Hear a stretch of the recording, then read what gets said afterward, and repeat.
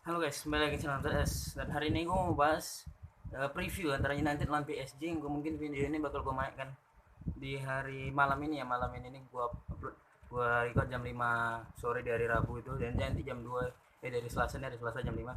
Dan nanti jam 2 tuh videonya bakal gue naikkan jam 9 lah video bakal gue naikkan. Dan gue bakal bersama Grevino Dewanto Putra yang semalam di live, yang nonton live, data lo orangnya. Sekarang saya aja IG-nya di bawah, gue taruh linknya deskripsi, atau enggak ini IG-nya @grevino_putra. Jadi ya, kita lanjut ke segmen zoomnya. Ya, ini dia yang kita tunggu-tunggu ya, Grev. MU lawan PSG. Iya benar. Jadi kemenangan kemarin 4-1 lawan Newcastle berpengaruh nggak itu? Menurut gua berpengaruh sih dari segi mental, dari segi taktik, dari segi pokoknya yang paling mencolok itu harusnya mental. Ya, mental harus terangkat sih dengan kemenangan 4-1 kemarin.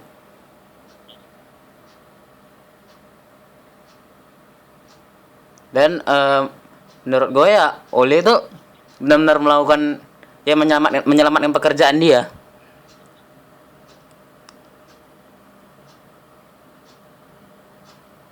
Terus Yang ada yang bisa diapa ya, dan duo Dinamo McTominay dan Fred itu bekerja sangat baik kemarin. Mungkin Fred aja yang kadang-kadang kayak ayam tanpa kepala, lari sana sini nggak jelas.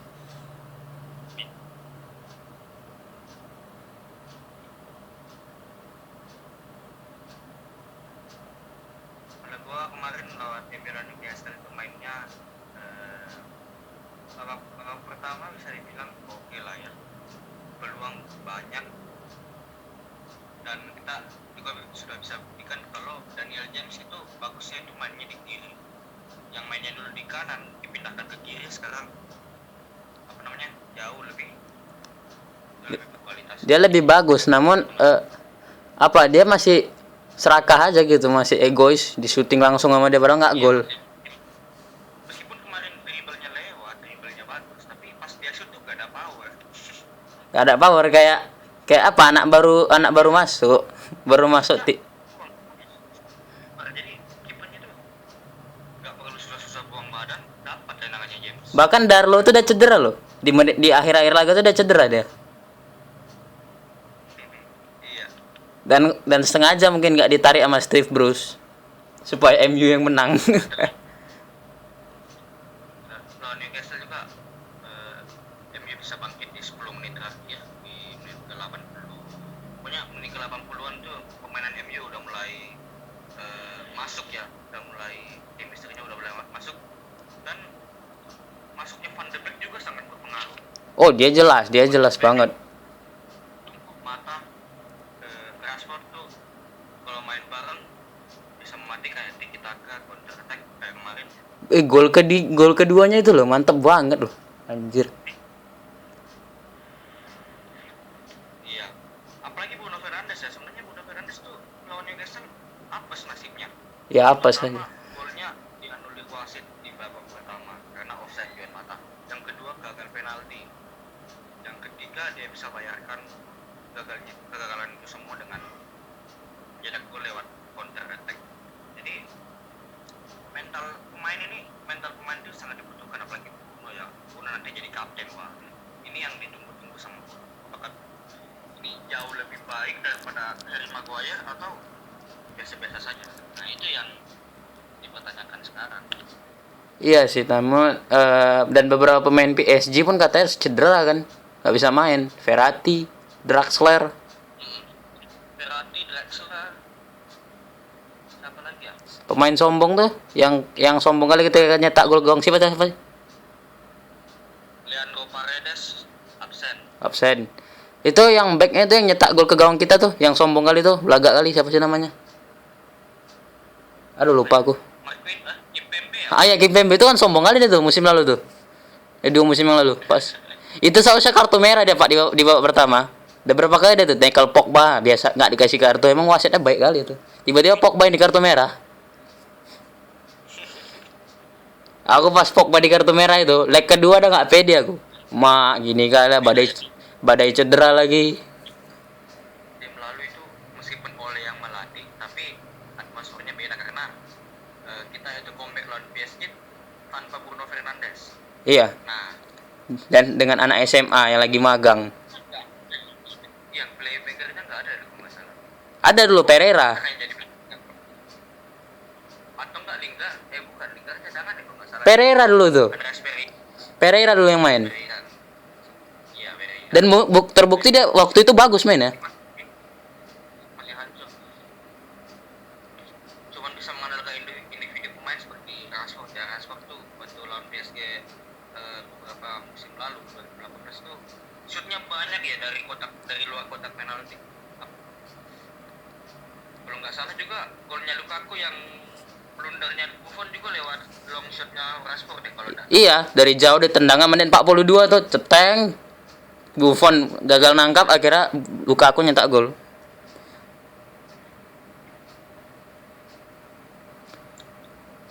Jadi prediksimu starting 11-nya kayak mana nih?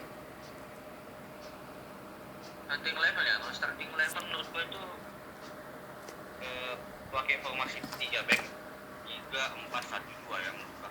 Jadi kalau bertahan, apalagi PSG itu pressingnya juga agak tinggi ya, dengan pemain-pemainnya yang mempunyai speed dan juga akselerasi yang sangat. Semua kencang itu Pak, semua kencang di PSG. Dan kalau menggunakan 5 back ya, jadi skipper itu tetap DG ya, 3 back.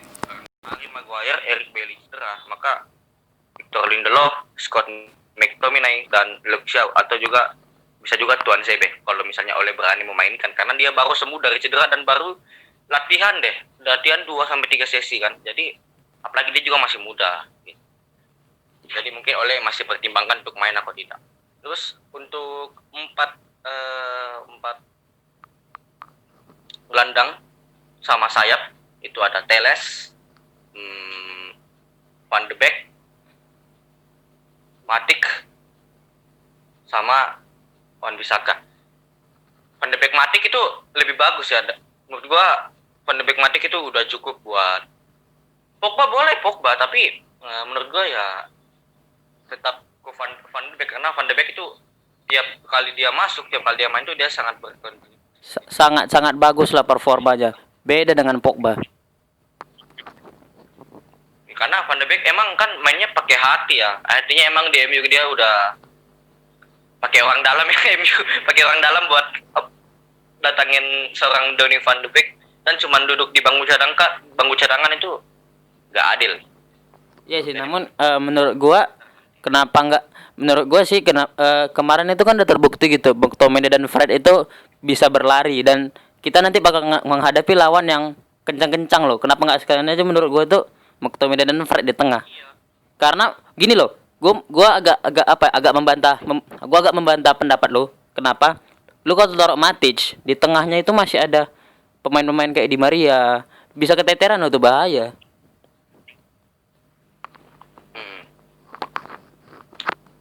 Cuman kemarin menurut gua lawan Newcastle iya, McTominay bagus menurut gua. Tapi Fred itu mainnya biasa-biasa aja. Nggak spesial kali lah, namun dia masih mau lari. Ya mungkin ya memang Fred dia itu bermainnya tidak terlalu konsisten, bisa dibilang tidak terlalu konsisten karena bisa dibilang kemarin passingnya cuman passingnya bagus saat dia back pass. Terus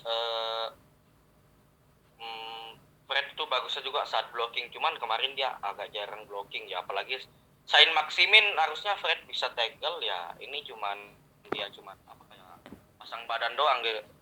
Fred itu kan kecil ya, maksudnya postur badannya kecil, jadi harusnya dia bisa nge-tackle begitu. Itu yang kau takut, yang gue takutkan kemarin itu pas kalau Wilson dendang kampretnya itu 2 Maguire Lindelof nggak ada dapet loh. Itu untung kipernya DG ya. Lu bayangin kalau kipernya Henderson udah jebol itu. Itulah kenapa gue bilang deh ini minimal kasih kesempatan dulu. Iya, betul. Terus gue lanjut ya, dari tadi udah sampai ke Wan-Bissaka ya, 3-4. Oke, 3-4 1-2. Ya.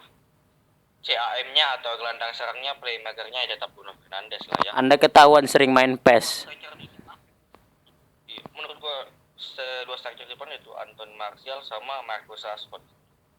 Mason Greenwood kan nggak dipakai kan, maksudnya lagi cedera ringan katanya. Iya, cedera ringan kayak Cavani. Cavani alasannya masuk angin. What the fuck? Cavani nggak cedera ya.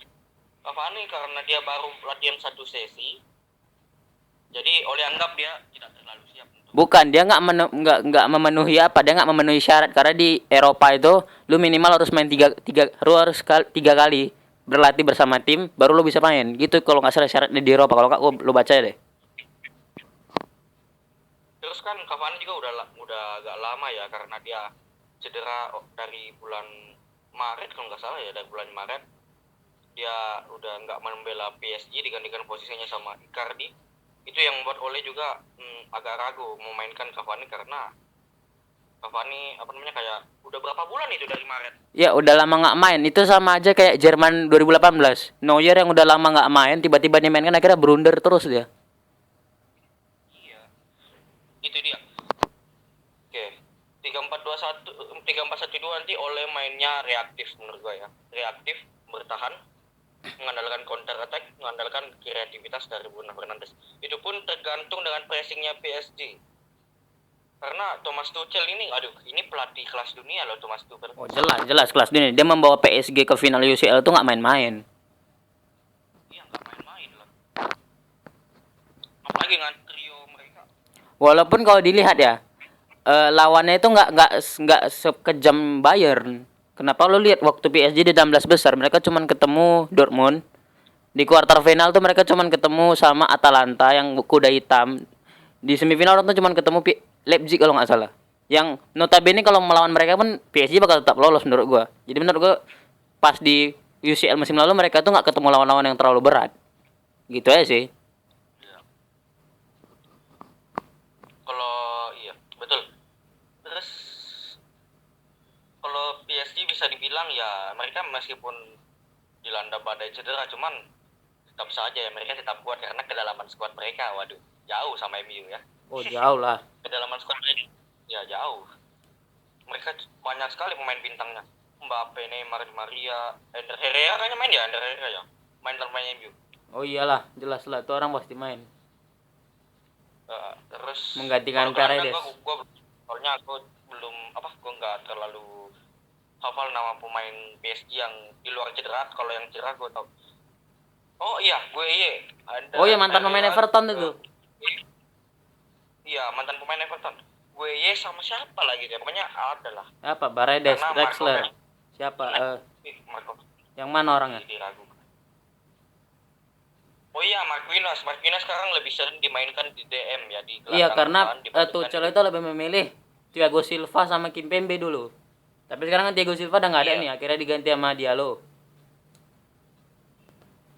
Ya, sama Diallo atau Kehrer ya, Kehrer. Thilo Kehrer itu biasanya main di kanan. Karena mereka udah nggak ada Thomas Meunier, Pak. Thomas Meunier itu udah ke Dortmund. Iya, udah ke Dortmund. Makanya digantikan sama Florenzi dari AS Roma. Oh iya baru itu salah satu iya. Bisa dibilang kanan terbaik lah ya. Dan di kiri mereka tuh jarang sekali disorot sama media, tapi Florenzi itu kontribusinya patut dia bisa main di wingback bahkan. Dia bisa main di sayap. Iya. Plus di kirinya itu Juan Bernat untuk kontribusi Roma musim lalu. Di kirinya PSG tuh Juan Bernat.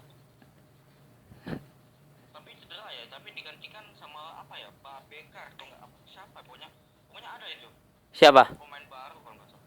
Main baru. Ada lah pokoknya. Yang waktu lawan Nimes starter pokoknya. Karena Juan Bernat yang masih cedera. Siapa? Kurzawa? Bukan. Kipernya Navas ya? Pokoknya ada. Ya kipernya Navas. Keylor Navas kipernya. Ya kalau PSG mau pasang Buffon ya terserah. Woi bang, Buffon udah ke Juve.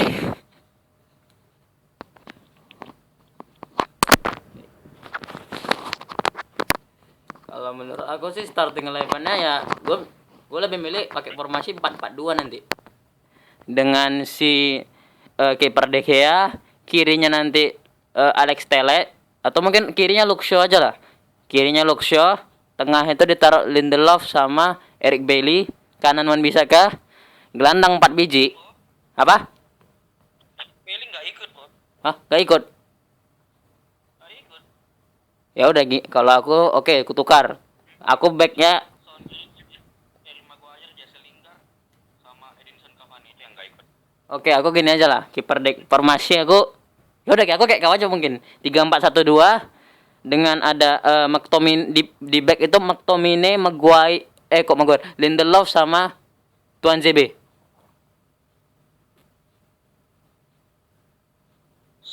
Selebihnya sama kayak gua. Enggak, aku lebih milih empatnya itu empat gelandang. Teles di kiri, Wan Bissaka di kanan. Gelandang bertahannya itu Matic dan Fred. Matic sama Fred, oke.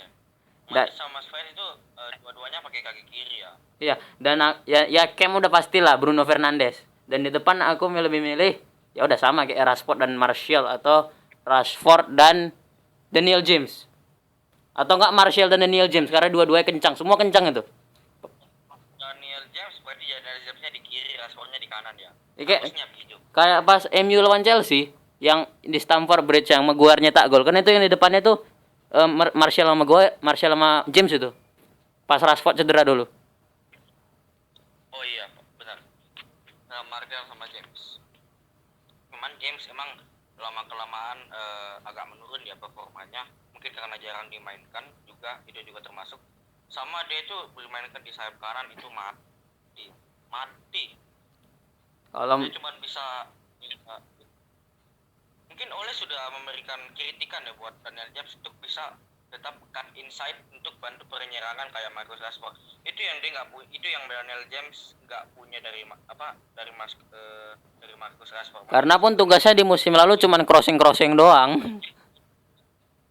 Cut inside ke tengah gitu untuk bantu serangan. Tapi kalau Daniel James cuma tunggu supply bola aja gitu. Dia yang disuplai, dia yang dikasih makan. Iya sih. Itu pun ya lari doang, terus kalau di body jatuh. Nah itu dia. Jadi ya itu ya mungkin prediksinya apa, Grab? Berapa? Iya, oke.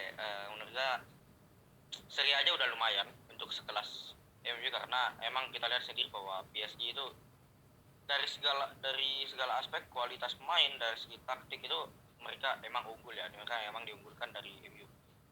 Oke. Tapi kita sepak bola 90 menit itu bisa terjadi, semuanya bisa terjadi yang nggak diinginkan ya. Itulah bedanya sepak bola dengan olahraga lain gitu. Liverpool sama Aston Villa aja, waduh. 72. Salam kawal 72.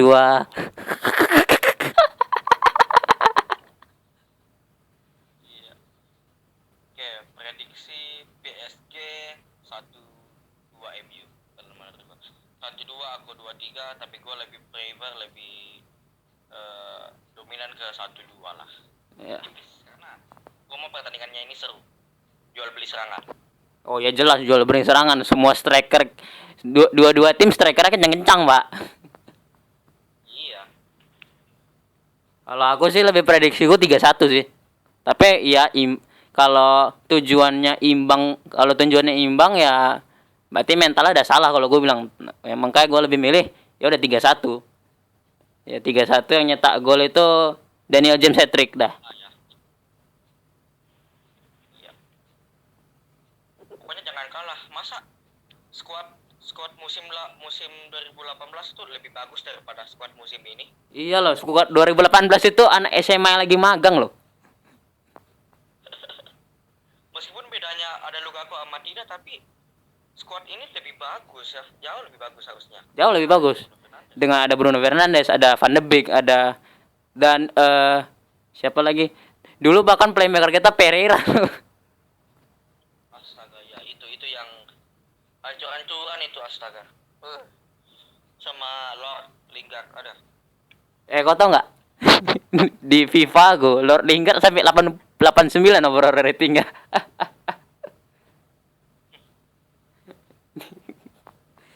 Nah, itu ya mungkin dari kami.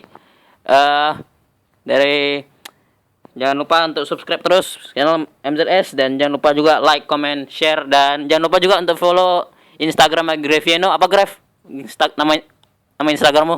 Ino Putra. Apa? Nggak dengar. Ino_Putra. Grevino_Putra. Oke, jangan lupa di follow. Nanti gua taruh juga di video. Itu dari kami. Gua Muhammad Zidan.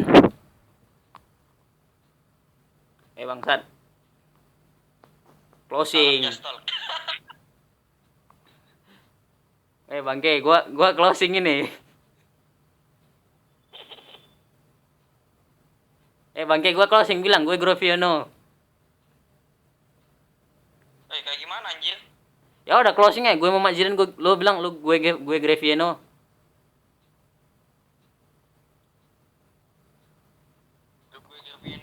Oke, itu dari kami. See you in the next video. Bye. Aku telah berubah, kini punya cinta